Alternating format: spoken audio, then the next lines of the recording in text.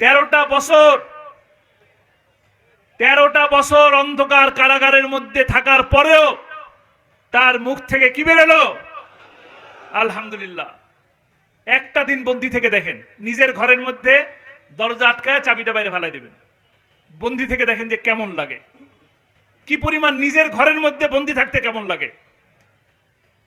আর যে মানুষটা আপনাদের সব সময় আপনাদের মতন মানুষের সাথে থাকতো, সব সময় ঘুম থেকে ওঠার পরেই তার কাছে লাইন দিয়ে মানুষ আসতো দেখা করতে, সেই মানুষটা মানুষবিহীন একটা অন্ধকার ঘরের মধ্যে 13টা বছর কাটায় দিলেন।